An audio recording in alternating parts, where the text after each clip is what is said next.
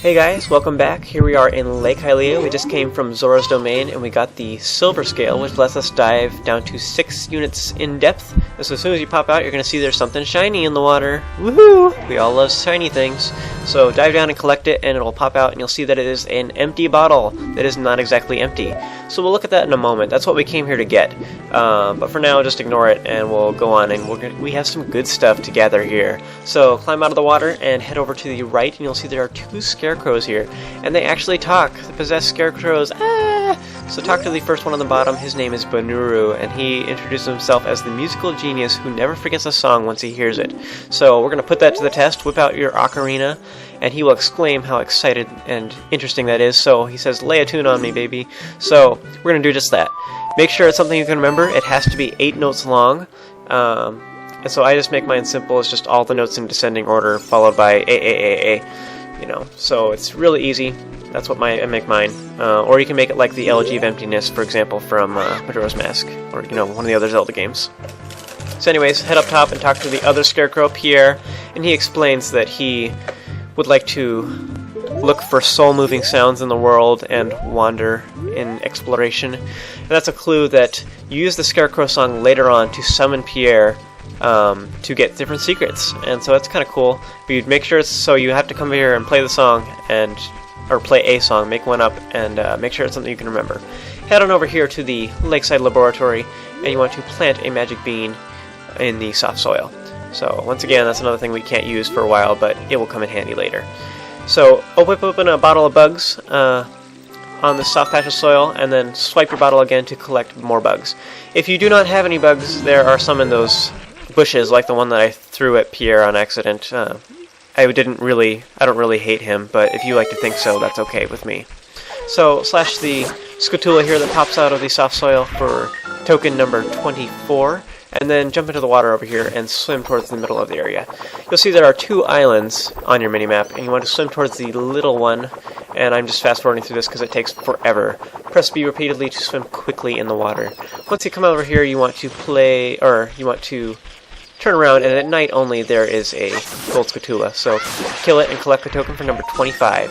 And you'll see that Navi swam over into that corner, or she flew over to that little corner and turned green. That means there's a secret there. Usually you can play a song and something will happen. So if it's nothing critical, then usually you play like the Sun Song or Zelda's Lullaby or something, and it'll make a fairy appear. So pretty cool. Get free health. I didn't actually need it right then. Swim towards this little island thing over here, and there's a business out here called the Fishing Pond, and this is a really dumb place for a business, in my opinion. Why would anybody swim out here to go do his thing? So anyways, head on inside. Alright, so once you head in there, you can play this minigame for 20 rupees, and this is, I'm just going to skip over all the instructions and everything, and so if you really want an in-depth explanation of this area and all the rules and cool secrets and stuff like that of this area, this minigame is huge, and this game won many awards for this area.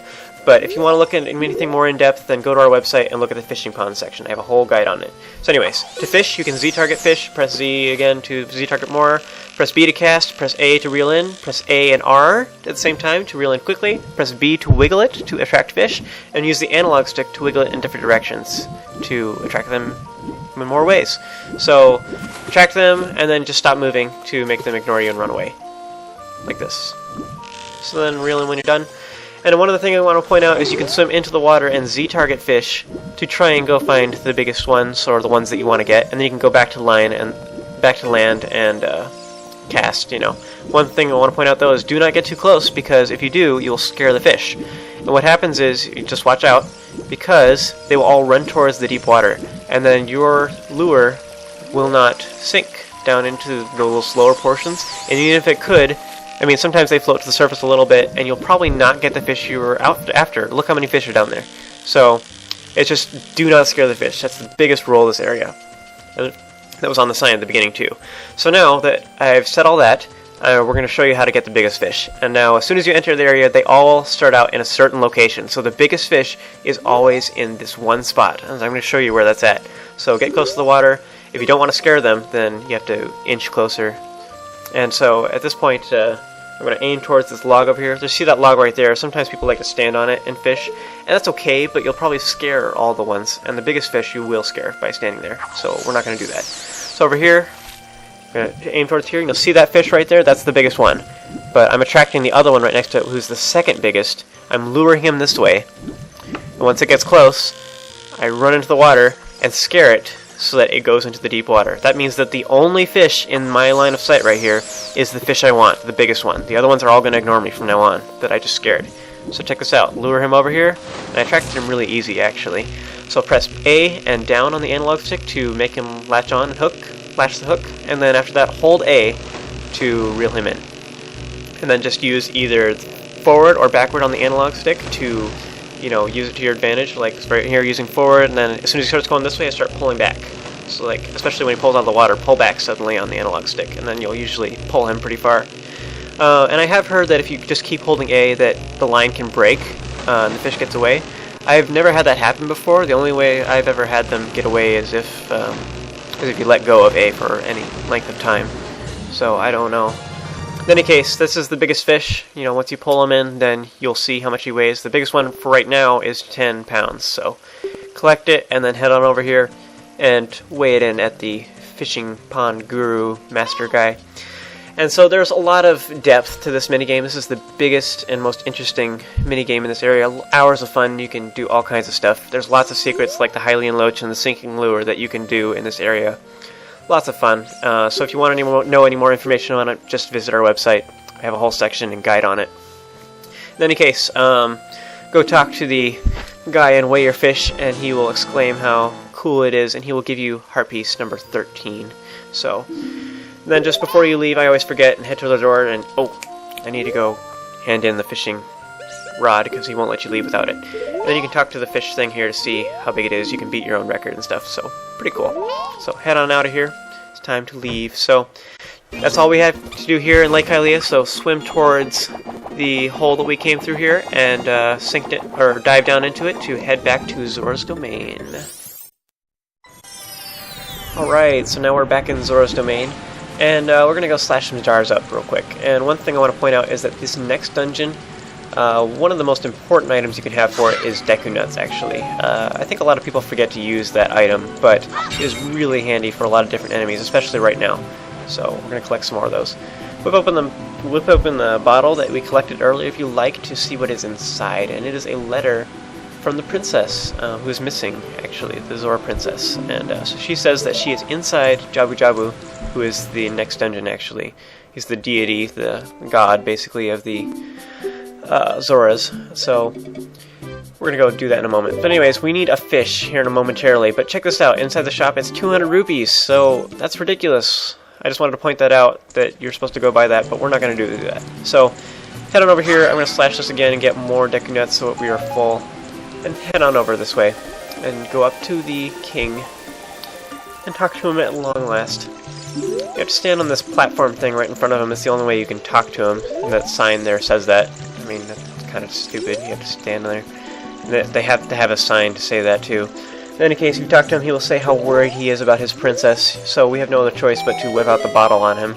And he will exclaim how surprised he is that it is from her, and that he doesn't think it's possible that she is inside Jabu Jabu. But he has been acting funny ever since Ganondorf showed up, just like the Zora, or just like the Gorons with Dodongo's Cavern. So he's gonna say, well, it seems like it's plausible enough, so he's gonna let you through. So he's gonna take the letter out of the bottle for you, and so you'll be left with just the empty bottle. So that's good. We needed another one anyway. So now he will move out of the way very slowly, so I'm going to fast forward through this part. It's kind of humorous, but it does take a long time. Whenever I play this game, I tend to go make a sandwich when this happens. Whee! So once that finally ends, you want to head over to the left and jump off the waterfall. Head over here to the left, and you'll see there are fish right here. And we do not have to pay 200 rupees, so swipe them with your newly empty bottle. It'll turn a nice shade of purple, and you can use that instead for free. So head on back up to King Zora, and he has a little path right behind him over here to the right, and so you can use that to get to Zora's fountain.